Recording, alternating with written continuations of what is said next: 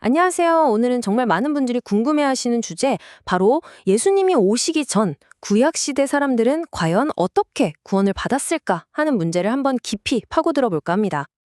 혹시 구약 성경 읽어보시다가, 아니, 예수님 오시기 전에는 사람들이 도대체 어떻게 구원받았지? 하는 생각 한 번쯤 해보지 않으셨나요? 수많은 제사와 율법이 있었던 그 시대, 구원의 길은 과연 무엇이었을까요? 자, 그럼 이제부터 이 구약의 미스터리, 이 퍼즐을 한번 같이 풀어보죠. 구약 시대를 보면 죄를 용서받으려고 동물로 제사를 지냈잖아요. 근데 이게 믿음이라는 개념이랑은 대체 어떻게 딱 맞아떨어지는 걸까요? 생각하면 할수록 질문이 꼬리에 꼬리를 물죠. 예를 들어서 죄를 짓고 제사를 드리러 가다가 갑자기 죽으면 어떻게 되는 거죠? 그 죄는요?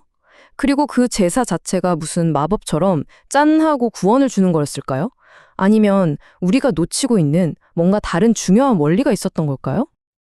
근데 정말 놀랍게도요, 이 모든 질문에 대한 답이 성경 전체를 꿰뚫는 아주 강력하고 단순한 원리 하나에 다 들어 있습니다. 그게 뭐냐고요? 바로 믿음입니다. 이건 그냥 제 주장이 아니고요. 성경이 아주 명확하게 답을 주고 있어요. 여기 로마서 9절을 한번 보세요. 여기서 정말 핵심적인 사실을 딱 짚어주거든요.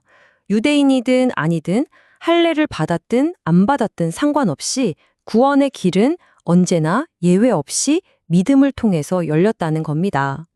바로 이겁니다. 모든 시대의 구원은 믿음으로 받았다. 이게 바로 오늘 우리가 구약의 여러 증거들을 보면서 확실하게 확인할 내용입니다. 자, 첫 번째 증거를 찾아 떠나볼까요? 제사법이 정식으로 생기기도 훨씬 전에 살았던 인물이죠. 바로 아브라함입니다. 여기 이 타임라인을 한번 보세요. 진짜 흥미롭죠? 믿음으로 구원받는 바는 이 원리가 우리가 흔히 생각하는 제사제도보다 훨씬 먼저 있었다는 걸 보여주거든요. 아브라함의 경우를 보면 그가 하나님을 믿으니 하나님이 이걸 그의 의로 여기셨다고 딱 기록되어 있어요. 어떤 행위를 해서가 아니라 그저 믿었을 때 믿음이 먼저였던 거죠. 완전 명확하죠. 좋아요. 그럼 아브라함은 그렇다 치고 율법이 아주 중요했던 시대는 어땠을까요? 두 번째 증거로 넘어가서 그 율법 시대의 한가운데 살았던 인물, 바로 다윗 왕의 경우를 한번 보시죠. 다윗은 누구보다 제사제도에 익숙했던 사람이잖아요. 그런데 그가 쓴 시편을 보면 그가 뭘 진짜 복이라고 생각했는지 알 수 있어요. 제사를 잘 드리는 것보다 더 중요한 건 하나님께서 그냥 은혜로 오직 믿음을 통해 나의 죄를 덮어주시고 없는 것처럼 여겨주시는 것. 다윗은 이걸 너무나 깊이 깨닫고 있었던 겁니다. 다윗이 깨달았던 이 놀라운 하나님의 은혜, 여기서 우리는 한 걸음 더 나아가게 됩니다. 만약 믿음이 핵심이라면 그 구원을 최종적으로 확인해주고 도장을 찍어주는 건 대체 누구고 또 어떻게 그게 이루어지는 걸까요? 이 도표를 보시면 그 답이 딱 보입니다. 시대마다 그 방식이 조금씩 다르게 나타나는데 결국 삼위일체 하나님께서 각자의 뚜렷한 역할을 하시는 거예요. 구약 시대에는 성부 하나님께서 믿는 사람을 향해 너는 의롭다 하고 선포해 주셨죠.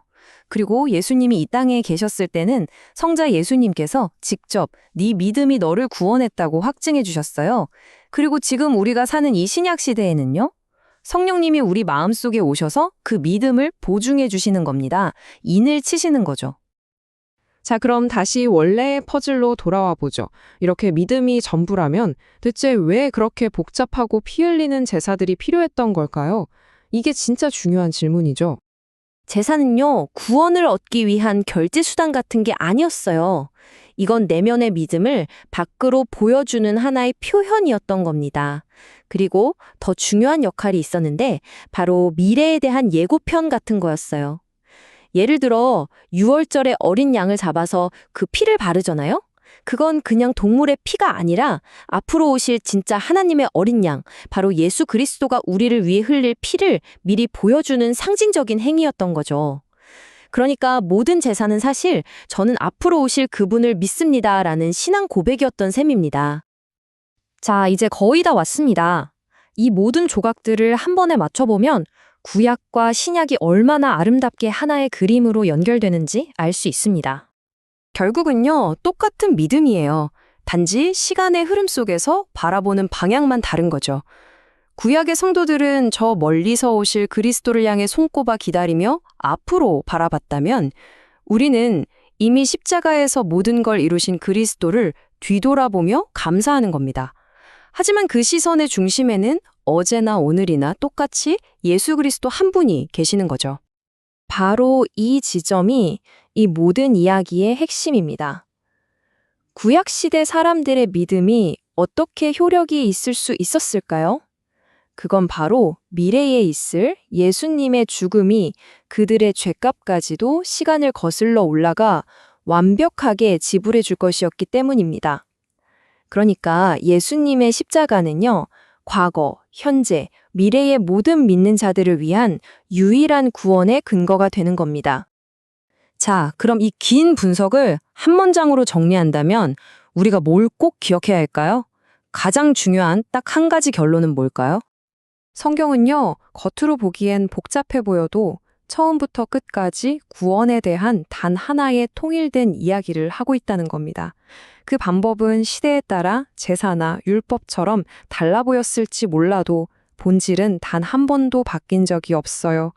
구원은 언제나 그리고 오직 믿음으로만 가능했다는 것, 바로 이것입니다. 이 모든 역사적인 사실은 결국 오늘을 사는 우리에게 하나의 질문을 던집니다. 과거를 이해하는 것을 넘어서서 우리 각자에게 묻는 거죠. 그렇다면 오늘 당신의 믿음은 정확히 어디를 향하고 있습니까?